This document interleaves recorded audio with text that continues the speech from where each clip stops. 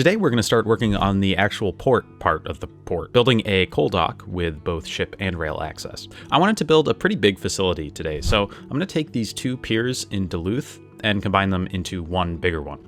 Might sound a bit weird, but I think it seems reasonable enough because there used to be a coal pier in this spot in Duluth, so we could say that in our timeline the supply of coal has increased, so they've filled in the dock in between as part of an expansion. The ship access here is going to be on this side of the pier, so I'm going to custom make a wharf using IMT and a couple of road networks. I didn't use a pre-made key asset here because I thought they were all just a little too thick for the look I was going for, but that kind of goes out the window once we actually get to the detailing part of the video, so I might go back and change that in the future. I don't know. Anyway, since this thing doesn't have the terrain forcing capability that an actual key asset does, I have to use some terraforming roads down below to make sure that the vertical drop is nice and clean. So I'm just going to take this whole thing and bring it all the way along this side of the pier, just this side, because the rest of it doesn't actually need to have this kind of secure boat access. And then I'm going to get to work on the rail portion. This first phase is just to get a sense of what path the rail is going to take and about how much space everything is going to take up. So please don't get too mad at how horrifying this looks, because I promise that it might improve over the course of the build. I really had no idea how this kind of bulk shipping works, not to say that I do now, so I searched for some examples for some inspiration, and I ended up primarily looking at the Sandusky coal dock in Sandusky, Ohio, which is about halfway between Cleveland and Toledo on Lake Erie. It has a pretty neat and compact layout, so obviously with the sprawling footprint that we have at our disposal, I'm going to be making a few adjustments, but I did want to try to at least evoke the cool ship loader here and the infrastructure that feeds into it, to the extent that any of that can actually be done in this game. So the system seems to be that individual hopper cars are uncoupled from a train, pushed up to the slope into the tower, where they're then unloaded and sent on their way to a staging yard to be made into another train and be sent back out into the world. In Sandusky, there's a cool little curved ramp switchback that turns the cars around without needing to make a big loop. But since we have all this space available, I thought it would be a bit more realistic to add a big turnaround with a gentle slope. Unfortunately, we won't be able to simulate the actual uncoupling of the cars in-game, so we'll just have to use our imaginations for that specific part. Before the cars are unloaded, they go through, I think it's called a warming shed, where the coal is warmed. I guess that's important when it gets cold in the winter and like the coal freezes up, makes it easier to unload or something like that. But I'm not sure exactly what the purpose is. And of course, before that, there's a big yard for full cars that are ready to be unloaded.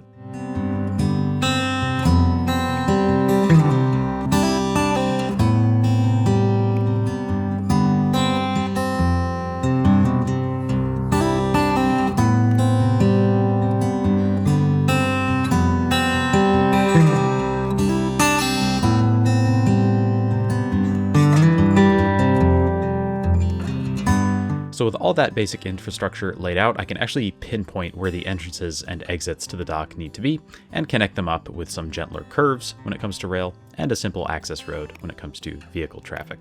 There are a couple of other elements I wanted to get positioned before we get stuck into the detailing. So we have these silos, this central building. Over on the far side of the pier, the staging yard where the empty cars go.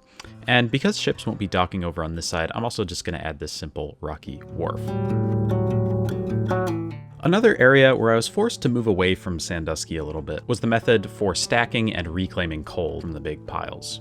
Sandusky has this big contraption on rails that seems to both do the stacking and the reclaiming, but there weren't any assets quite like this on the workshop, and I wasn't sure if I could really kit bash something together without it looking kind of silly. So I ended up looking a bit closer to home for inspiration, this time just across the St. Louis Bay in Superior, Wisconsin, where they have a fat coal dock, maybe a bit more in line with our desired proportions. They seem to use a big conveyor system here, and since I think that looks pretty cool in its own right, I don't feel too bad about ditching the fancy machinery for this kind of thing. For the conveyors and some other things, I'm using this set of coal mine assets by Spence and putting them together in a way that hopefully is realistic. I was feeling a bit frisky at the time, so I turned the whole thing blue, although that might not stick around to the end. We'll see. Anyway, this stretch that runs down the middle of the docks dumps coal into big piles, which we'll put down in a moment. And feeding into this, you have a conveyor that comes up from underground, which would be fed directly from the unloading cars. According to my research, in this kind of system, the coal is reclaimed by tunnels underneath the coal piles, so I don't really have to build anything for that because everything is going to be covered by giant piles of coal. But the coal comes out of the tunnel and goes into this very long conveyor belt, which gets dumped into these silos, which I guess serve as sort of a buffer between the piles and the ship during the ship loading process. So it's kind of just a way to control the flow of coal, I suppose. And then from the silos, you have another conveyor that comes up and dumps coal into the ship loader, which then surprisingly loads the coal onto the ship.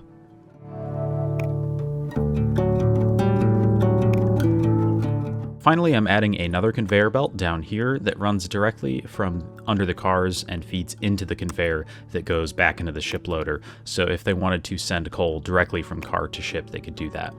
I don't know if that last part is something that's actually done in real life, but it seems like a practical enough thing to suppose. Anyway, I hope all that fiddling around with PO resulted in something at least semi-realistic, or at least something that looks pretty cool. Probably the most important visual part of the build is the piles of coal. I wanted the piles to look a lot bigger than the assets I had on hand, and also kind of more fit to the shape of the dock. So I'm going to bash a bunch of these different pile assets together in the hope that we can get bigger piles with it all still looking pretty cohesive. It seems like these piles are usually pretty well manicured in real life, especially with the kind of system with the conveyor belts, because you have people driving around with bulldozers and that kind of thing to shape them. But given the nature of the assets available on the workshop, which look a little lumpier, I didn't think it would be worth the effort to go in and shape all of these piles into like these perfectly manicured things. So sometimes I think it's worth sacrificing a little bit of realism for the sake of my sanity.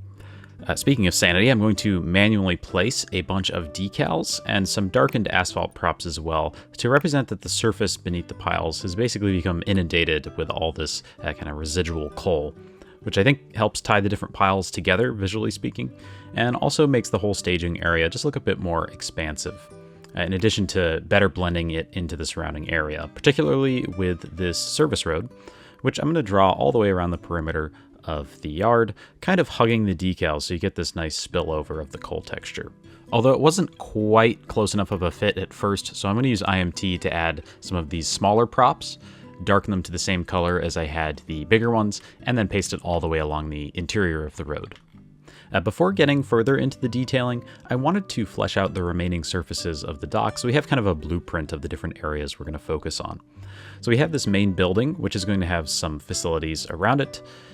Over here, near the entrance, there's a storage yard for vehicles and that kind of thing. And filling in this awkward space here, we have some sedimentation ponds, which I guess they catch runoff from the dock and allow the coal particles to settle out before the water is squirted out back into the world. I'm using these water props since I think that the built-in water tools in this game are not so easy to use for small areas like this, but it is a bit too transparent for what I think is essentially coal tea. So I'm going to add some opaque asphalt props underneath to darken it up.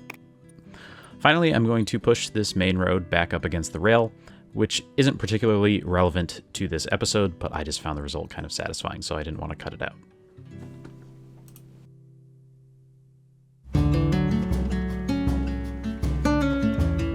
I'm going to do my best to make this thing at least semi-functional, but it's going to be difficult to get anything too realistic. I'm going to start by taking these warehouse blocks and clipping a couple of them into the coal piles. They're technically going to store ore since coal doesn't exist within the confines of the Industries DLC. I'm going to limit the styles of vehicles that spawn so that we only get more generic looking vehicles driving around, really the kind of thing that you could find in any industrial area. But I didn't want dedicated ore trucks driving around because this is supposed to be a rail and ship centered deal. The main building is going to get an office block for the administrative jobs and an industry block for the more industrial jobs, again with the same vehicle restrictions as the warehouses. The really sad thing with this build is that we can't actually have freight trains or ships moving actual goods through the dock. We can, however, get some trains moving through here to at least provide some visual interest. I'm going to change a stretch of track in each rail yard to station track so that we can have a passenger line passing through the dock, which also is going to stop at this beautiful town that I built at the edge of the map. Then I'm going to set the vehicles as coal trains, which are actually passenger trains in functionality, so that we can get them traversing the map and using the dock. I suppose it could technically be possible to give the appearance of cars decoupling and being unloaded if you had a passenger train that was just a single coal car, You can make a line out of that stops at various places, but I can't say I would actually know how to go about making that. So unfortunately, we're just going to have entire trains passing through the system. But even with that downside, we can at least get some cool shots of trains entering and leaving the dock. Technically, we could have ships transferring goods here, but weirdly, the game only allows you to have one cargo dock and one passenger dock, at least that function, at least as far as I remember. And I think that our singular dock is going to be better saved for the public terminal, where there's going to be a much wider variety of goods passing through it. So instead of having an active dock, I'm going to have a ship that is eternally waiting to be loaded with coal. Unfortunately, there aren't any lake freighter assets on the workshop, but I'm going to make one myself using PO. Lake freighters seem to usually be narrower than ocean-going vessels, or at least that's how they look to me.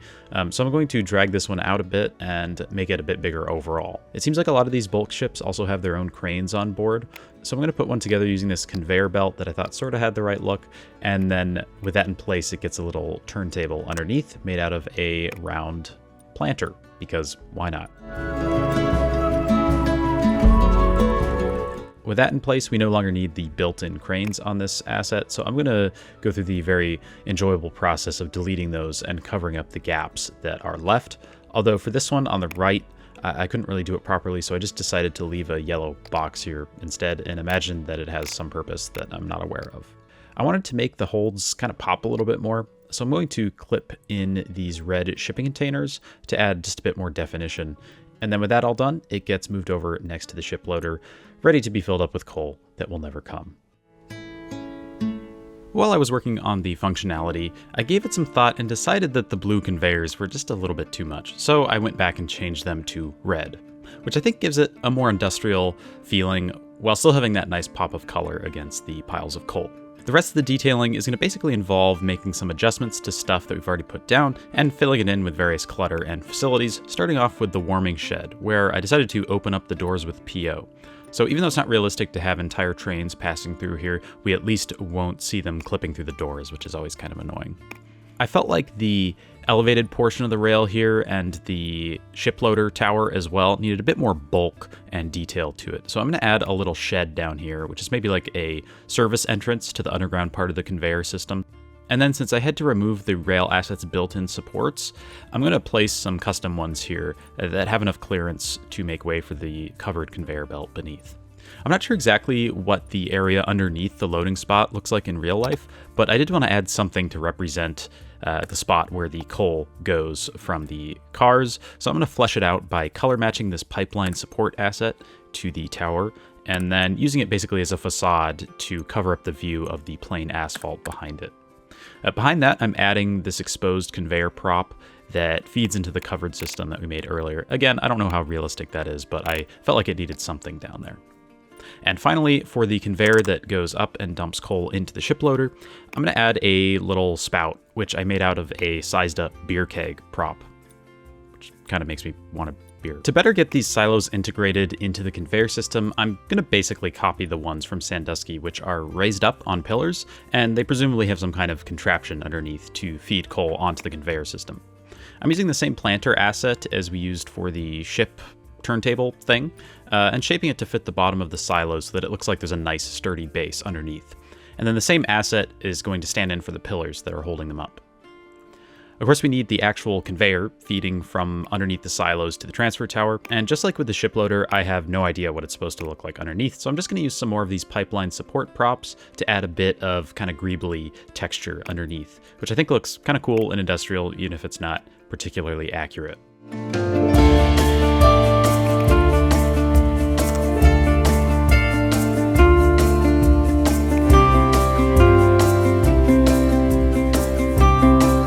I thought the surfaces around this needed a bit of work, so I'm going to use the same darkened asphalt props from before and shape them into this weird little corner using PO, again to represent that there's kind of excess coal that's been spilled out here and just been kind of ground into the surface. And I'm also going to try to transition from the concrete wharf to the rocky shore using some of these breakwater rocks.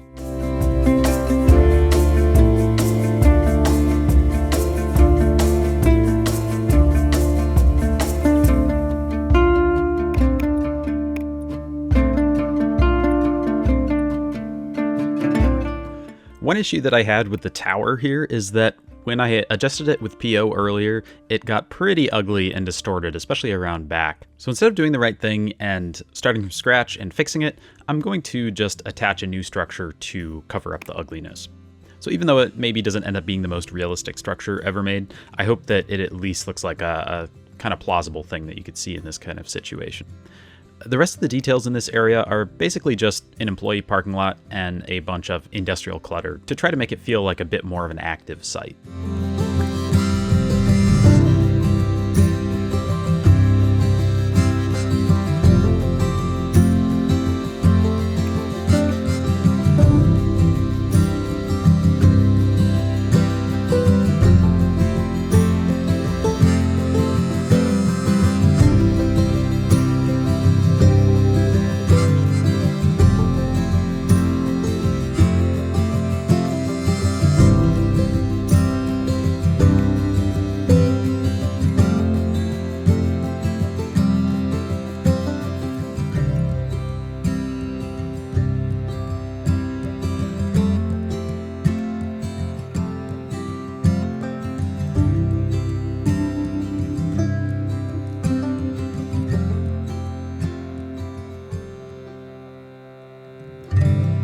Over toward the entrance of the dock, we have this storage yard for the various kinds of vehicles you might find around the site.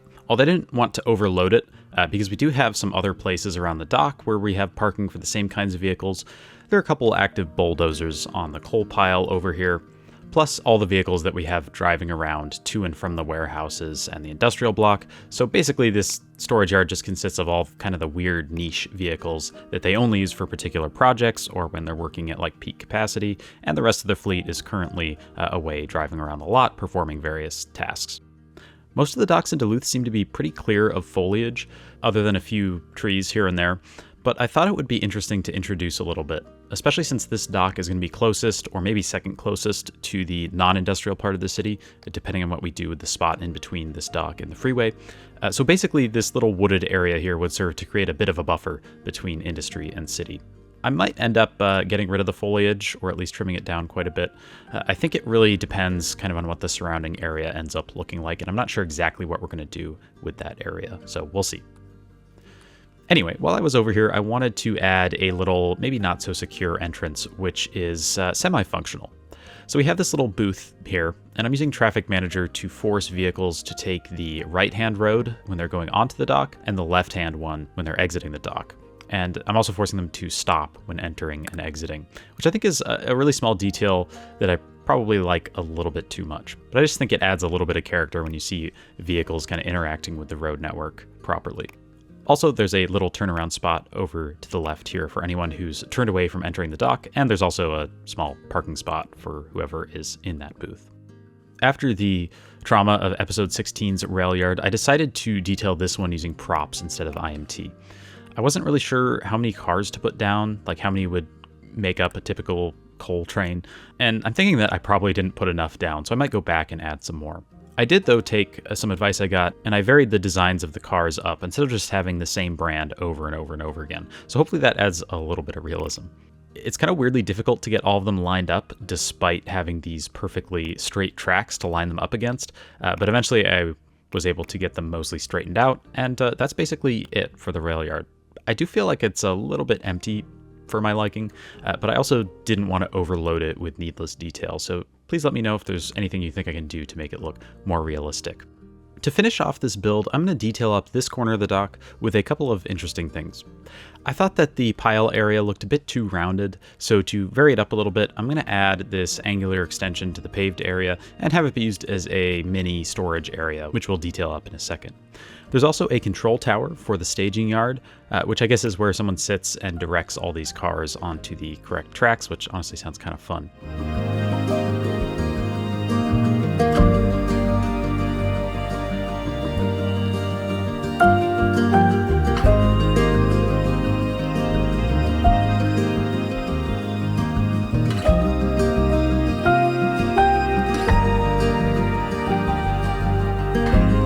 Finally, I wanted to bring in something from the equivalent location in Duluth, which is this kind of weird spot where we have an old pilot house that was salvaged from a ship and stowed here. I'll have a link to more information about that in the description. I'm going to take this boat asset and isolate the pilot house using PO, which luckily wasn't too hard. All these vertices happen to be in the right place and were easily accessible. And then I'm going to fill in the rest of the corner of the dock with some grass just to make it look a tiny bit overgrown. And on that note, we are done with the cold dock build. Thank you to my channel members, and a special shout out to my $5 tier members, Peter J. and Victor Sellen. And thanks to all of you for watching. Hope you enjoyed.